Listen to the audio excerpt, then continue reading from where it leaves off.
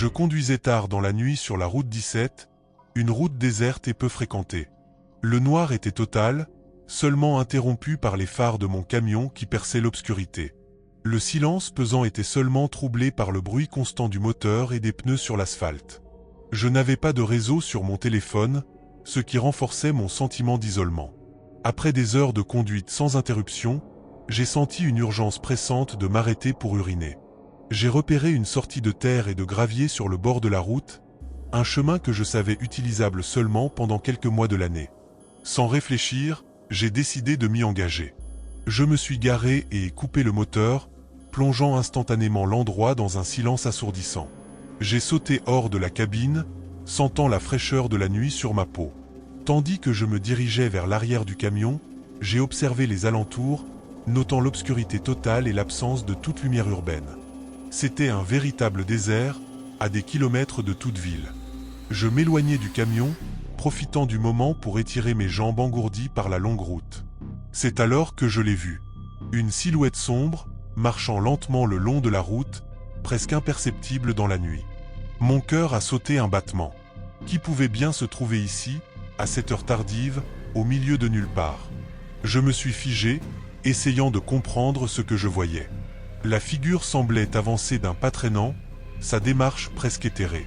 Pendant un instant, j'ai pensé que c'était simplement un autre voyageur comme moi, peut-être quelqu'un qui avait aussi besoin de faire une pause. Mais quelque chose dans sa présence me mettait mal à l'aise. Il n'y avait aucune autre voiture en vue, aucun signe de vie à des kilomètres à la ronde. Avec un frisson, je suis retourné à l'avant du camion pour observer de plus près. Mais quand j'ai regardé à nouveau, la silhouette avait disparu. Il n'y avait plus personne. Le silence de la nuit semblait devenir plus lourd, oppressant. J'ai senti une montée d'adrénaline, un instinct primal de survie. Où était passée cette figure? Avais-je vraiment vu quelqu'un ou était-ce le jeu des ombres et de la fatigue? Je restais là, à l'avant du camion, mon regard scrutant l'obscurité à la recherche de la silhouette disparue. Mon esprit cherchait désespérément une explication rationnelle. Peut-être que la figure avait simplement traversé la route et continué son chemin. Pourtant, une partie de moi savait que quelque chose n'allait pas. Je pouvais sentir mon cœur battre plus vite dans ma poitrine, chaque bruit nocturne amplifié par la tension. Le vent soufflait légèrement, faisant bruisser les feuilles des arbres environnants. Puis, j'entendis un son distinct, comme des pas crissant sur le gravier, quelque part à proximité. Mon esprit s'emballait. Était-ce réel? Mes oreilles me jouaient-elles des tours? J'essayais de rester calme, mais la sensation d'être observé était de plus en plus forte. Chaque fibre de mon être me criait de retourner dans le camion, de fuir cet endroit. J'ai pris une profonde inspiration, essayant de maîtriser la peur qui grandissait en moi.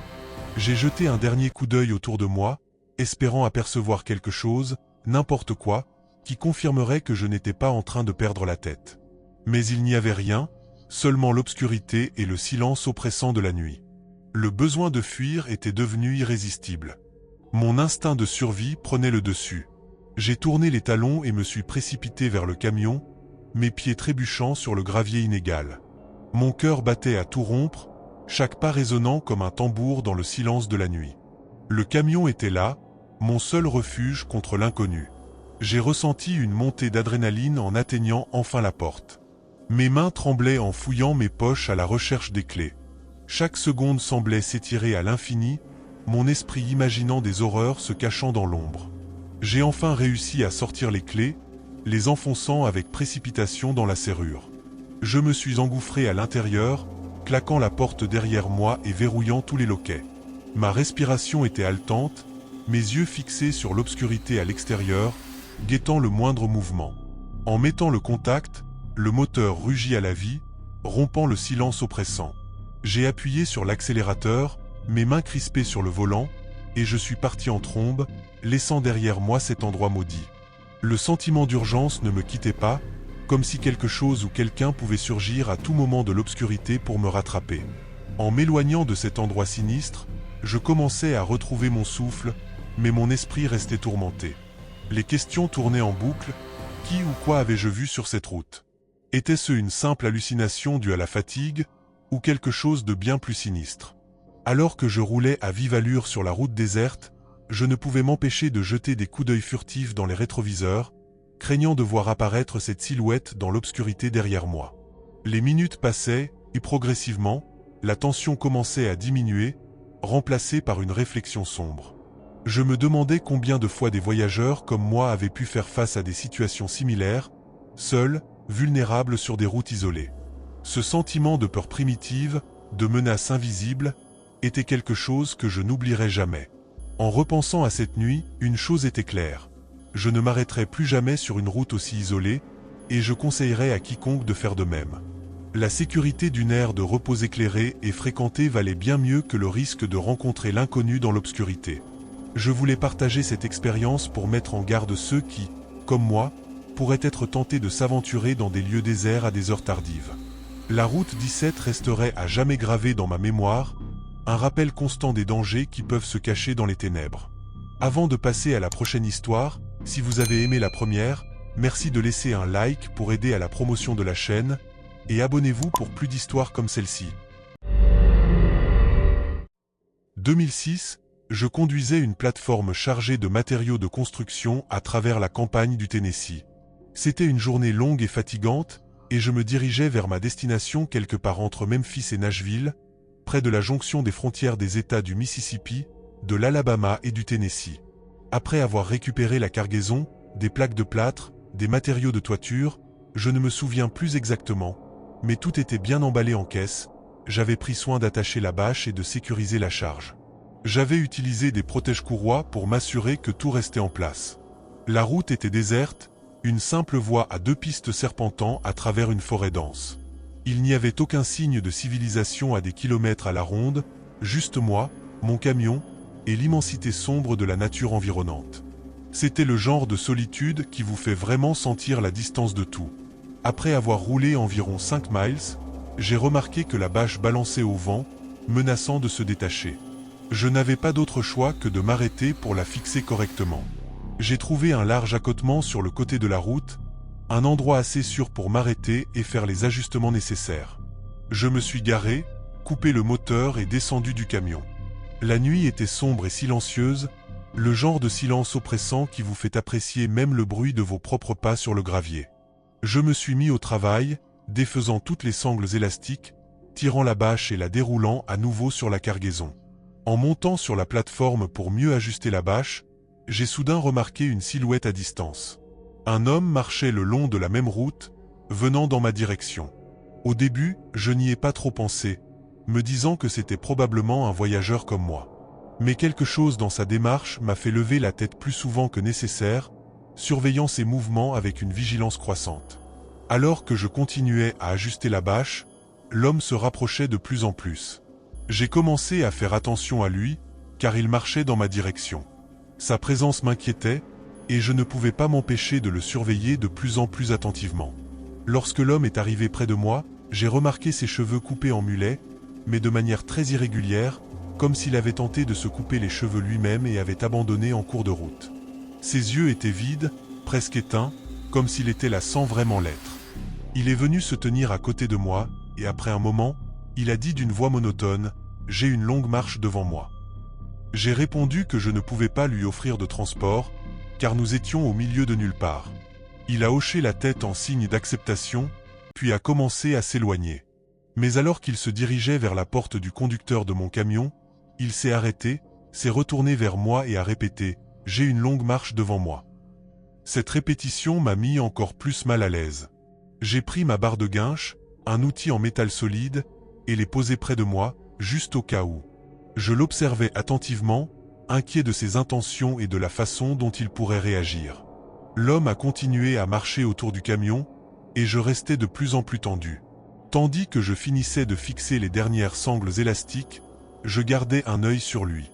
Il s'est arrêté à environ 100 mètres devant mon camion et a commencé à parler, mais il n'utilisait pas de téléphone comme je l'avais d'abord cru. Il parlait à sa main, comme s'il avait une conversation intense avec elle. Je pouvais à peine distinguer ses lèvres bouger, mais le ton de sa voix semblait devenu plus agressif, presque en colère. Il agissait de manière de plus en plus erratique, balançant sa main comme si elle était un interlocuteur invisible, et ce comportement bizarre m'a mis dans un état de panique. Je suis monté rapidement dans la cabine du camion, en verrouillant les portes dès que j'ai pu. La présence de la barre de guinche sur le siège du passager me rassurait légèrement, mais la peur persistait. J'ai démarré le moteur, prêt à quitter les lieux à toute vitesse. Je l'ai vu me regarder fixement, les yeux vides, alors que je m'éloignais en trombe.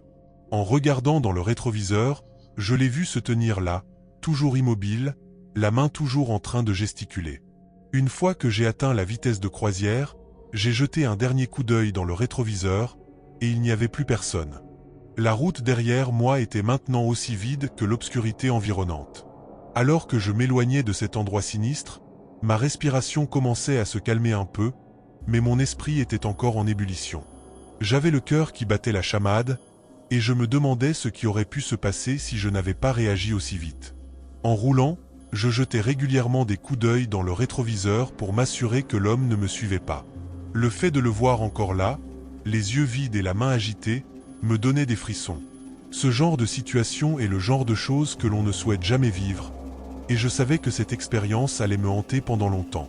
Je réfléchissais à ce que je venais de vivre. Ce sentiment de danger imminent, cette impression d'être observé et de ne pas pouvoir échapper à la menace. C'était terrifiant. Je me suis demandé combien de personnes avaient été confrontées à des situations similaires et avaient ressenti ce même mélange de peur et de solitude. Je voulais partager cette expérience pour mettre en garde ceux qui, comme moi, pourraient être tentés de s'arrêter dans des endroits isolés. Il est essentiel de rester vigilant, surtout dans des zones aussi désertes. La route 17 restera à jamais gravée dans ma mémoire comme un rappel des dangers qui peuvent surgir à tout moment dans l'obscurité. Conduisant à travers l'est de l'État de Washington, j'ai décidé de passer la nuit dans une zone éloignée, loin des villes et des aires de repos.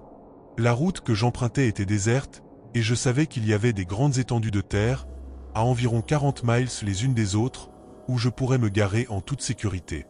Je suis arrivé à l'une de ces zones de repos non aménagées, suffisamment éloignées de la route principale pour me sentir isolé.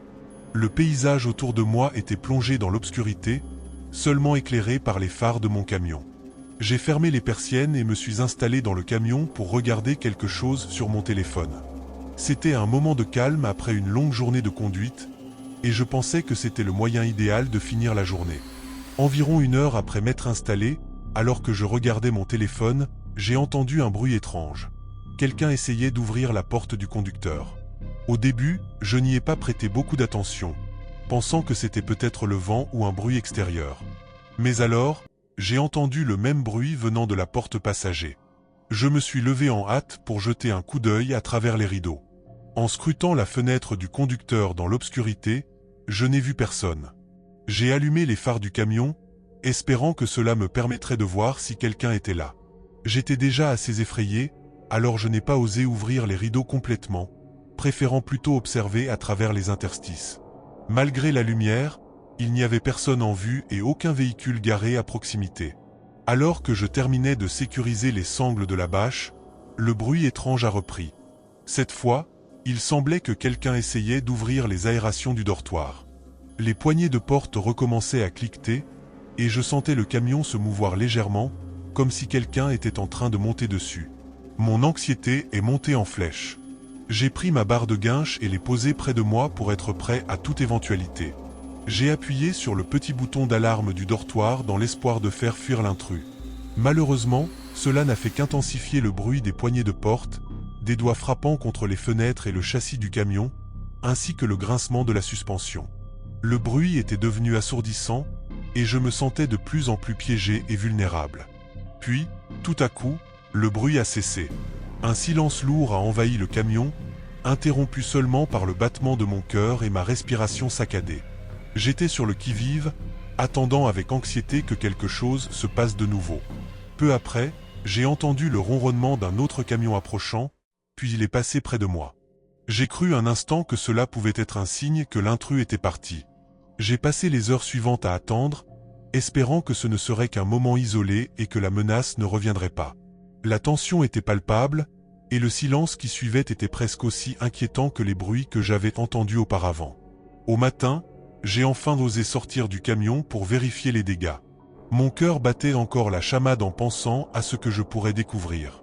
En examinant le camion de près, je n'ai trouvé aucune trace de dommage ou de preuve d'intrusion physique. Cependant, ce qui m'a glacé le sang, ce sont les marques étranges que j'ai trouvées sur chaque fenêtre. Il y avait des petites empreintes de mains humaines, comme si quelqu'un avait pressé ses mains contre les vitres à plusieurs reprises. Ces marques semblaient presque comme si une enfant avait lissé ses mains contre les fenêtres, mais l'idée que quelqu'un ait fait cela m'a terrifié. Je suis resté là, paralysé par l'horreur de ce que je voyais. Ces empreintes, laissées dans l'obscurité de la nuit, étaient une preuve troublante de la présence inquiétante qui avait rôdé autour de mon camion. C'était environ 3 heures du matin et j'étais en train de conduire sur la route déserte entre Great Falls et Helena. Les phares de mon camion étaient allumés à plein régime, car c'était une route solitaire et tranquille, sans éclairage et sans autre véhicule en vue. Le calme de la nuit était presque oppressant, avec seulement le bruit du moteur et le sifflement du vent pour me tenir compagnie. Je connaissais bien cet itinéraire et savais qu'il y avait de grandes étendues de terre où l'on pouvait se garer en toute sécurité, loin de la route principale. C'était l'heure idéale pour faire une pause et me reposer avant de continuer le trajet. La route semblait interminable, mais c'était le moment parfait pour profiter du silence et de la tranquillité nocturne. Alors que je conduisais à travers cette route déserte, j'ai aperçu quelque chose traverser le terre-plein central à une distance. Au début, je pensais que c'était un cerf, ce qui est assez courant dans cette région. J'ai donc commencé à ralentir pour mieux voir, pensant que cela me donnerait le temps d'éviter l'animal si nécessaire. À mesure que je me rapprochais, la silhouette est devenue plus distincte. Ce n'était pas un cerf comme je le pensais, mais une figure étrange, un homme portant une tête de porc. Je me suis arrêté net, incapable de croire ce que je voyais. C'était comme si un cauchemar se déroulait devant moi, et le calme nocturne faisait ressortir chaque détail horrible de cette vision. En réalisant ce que j'avais devant moi, la panique a commencé à monter. Je pouvais à peine croire que cette figure bizarre, avec une vraie tête de porc attachée à son épaule, se tenait là sur le terre-plein central. La créature se tenait là, immobile, comme si elle m'attendait. Je suis passé à la voie de gauche, essayant de m'éloigner rapidement de cette vision terrifiante. Mon cœur battait à tout rompre et mes mains étaient moites sur le volant. À mesure que je m'éloignais, la figure a commencé à avancer vers mon camion, comme si elle cherchait à me suivre. Je pouvais voir son visage, figé dans une expression déconcertante, et cela me faisait sentir que je devais fuir à tout prix. À ce moment-là, j'étais complètement paniqué. J'ai appuyé sur l'accélérateur pour quitter cette route maudite le plus rapidement possible. Mon esprit était en état de choc, me répétant de ne pas ralentir, de rester concentré et de ne pas regarder en arrière. Le bruit du moteur était presque réconfortant comparé à la terreur que je ressentais. Je ne me suis arrêté que lorsque j'ai atteint la sécurité relative de Helena. Même là, je n'ai pas osé vérifier si la créature m'avait suivi ou si elle était encore dans les parages. Mon esprit était trop troublé par ce que j'avais vu pour me permettre de faire une pause. J'avais l'impression que la menace pouvait surgir à tout moment, alors j'ai continué sans ralentir, juste pour être sûr d'être hors de danger. En arrivant à Helena, je me suis senti soulagé, mais également hanté par l'incident. J'ai vérifié autour de mon camion, mais il n'y avait rien d'inhabituel, aucune trace de l'étrange figure que j'avais vue. Cela n'a pas atténué le traumatisme que j'avais ressenti. Depuis ce jour, je suis devenu extrêmement prudent chaque fois que je conduis sur des routes isolées. J'évite de ralentir dans ces endroits, de peur que ce soit le signal pour que quelque chose de terrible réapparaisse. L'incident m'a laissé une peur persistante des routes désertes et des ombres dans la nuit. Je ne peux m'empêcher de me demander si je rencontrerai de nouveau cette créature ou quelque chose d'aussi terrifiant. Je m'appelle Marcos, un routier chevronné. Cela fait des années que je parcours les routes du Brésil, habitué à la solitude des longues distances. Cette nuit-là, il n'y avait pas de lune, et je transportais une cargaison urgente à travers une route reculée dans l'intérieur du pays. Après plusieurs heures de conduite, j'ai décidé de m'arrêter sur un petit accotement pour vérifier les pneus de mon camion et prendre un court repos. La nuit était étrangement silencieuse, pas un souffle de vent, pas un chant de cigale. Tout ce que j'entendais, c'était le bruit de mes propres pas sur le gravier lorsque je suis sorti de la cabine. En descendant, une sensation de malaise m'envahit. Peut-être était-ce la fatigue ou simplement l'obscurité oppressante de cette route déserte, mais quelque chose ne me semblait pas normal. Je devais rester vigilant. Alors que je marchais autour du camion pour vérifier les pneus, j'ai commencé à remarquer un silence étrange. C'était comme si le monde entier s'était arrêté de respirer. Puis, j'ai entendu des pas venant de l'obscurité. Ils étaient lointains au début, mais ils se rapprochaient lentement. J'ai levé les yeux et j'ai vu un homme debout à la lisière de la route, à quelques mètres de moi. Il se tenait là, immobile, me fixant intensément. Son visage était partiellement caché par l'ombre, mais je pouvais sentir son regard perçant.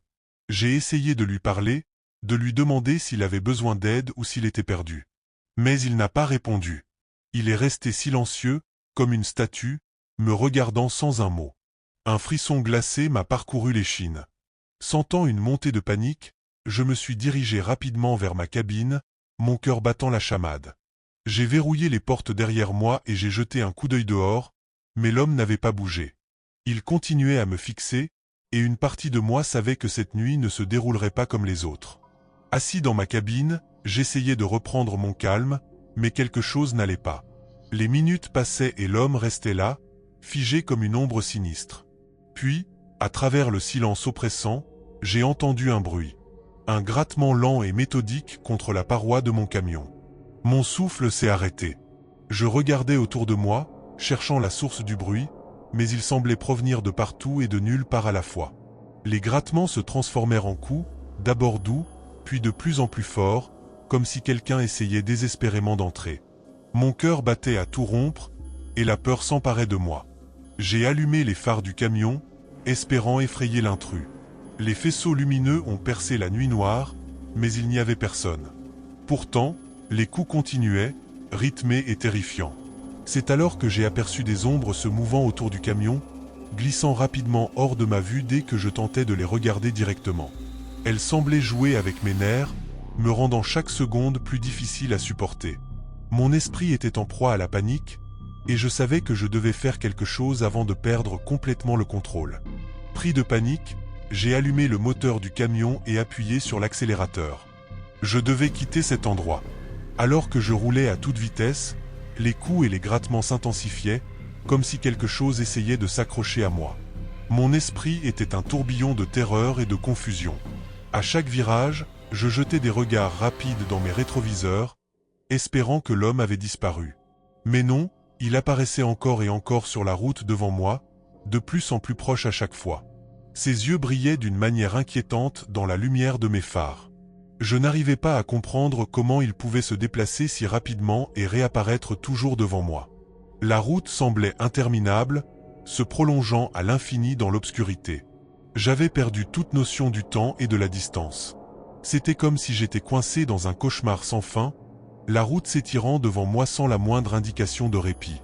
Les ombres continuaient de danser autour de mon camion, glissant juste hors de vue dès que j'essayais de les fixer.